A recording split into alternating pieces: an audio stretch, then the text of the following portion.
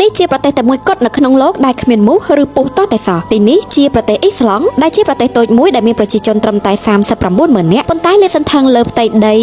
133,000គីឡូម៉ែត្រការ៉េនៃទេសភាពដែលស្រស់ស្អាតមិនគួរឲ្យជឿនៅទីនេះអ្នកអាចមើលឃើញពន្លឺភាគខាងជើងឬអូរ៉ូរ៉ាពេញផ្ទៃមេឃហើយអ្នកនឹងអាចទទួលបានបទពិសោធន៍ឃើញពន្លឺព្រះអាទិត្យនៅយប់កណ្ដាលអាធ្រាត្រជាផ្ទះសម្រាប់រូងភ្នំទឹកកកពណ៌ខៀវឬ Blue Lagoon ដែលជាទីតាំងអច្ឆរិយៈមួយក្នុងចំណោម25ទីតាំងអច្ឆរិយៈរបស់ពិភពលោក Redbus គឺជា app កក់សំបុត្រឡានក្រុងលេខ1ទូទាំងពិភពលោកកក់តាម Redbus ដឹងតែមានកៅអីហ្មងទីតាំងអច្ឆរិយៈរបស់ពិភពលោកសន្តានដីប្រទេសនេះមានរាងដូចជាភ្លើងនិងទឹកកកប្រទេសនេះមានភ្នំភ្លើងជាង130ទឹកជ្រោះជាង10000និងផ្ទាំងទឹកកកដែលមានអាយុរាប់ពាន់ឆ្នាំទឹកនៅទីនេះថ្លានិងបរិសុទ្ធបំផុតនៅលើភពផែនដីហើយនៅពេលយប់សម្រស់ពន្លឺអូរ៉ូរ៉ានឹងធ្វើឲ្យអ្នកគាំងនិយាយមិនចេញអ៊ីស្លង់មិនត្រឹមតែគួរឲ្យភ្ញាក់ផ្អើលប៉ុណ្ណោះទេវាគឺជាប្រទេសមួយក្នុងចំណោមប្រទេសដែលមានសុភមង្គលបំផុតនៅក្នុងពិភពលោកវីដេអូ ad ដែលអាចយកទៅប៊ូសរកចំណូលពី Facebook និង TikTok ផលិតដោយអ្នកជំនាញថតសម្លេង Call to Action ជំរុញឲ្យឆាប់ឃើញនិងបានលឺដល់អតិថិជនលក់អ្វីក៏ដាច់ចង់ផលិតវីដេអូខ្លីពីអ្នកតម្លៃចាប់ពី$5 សូម comment yes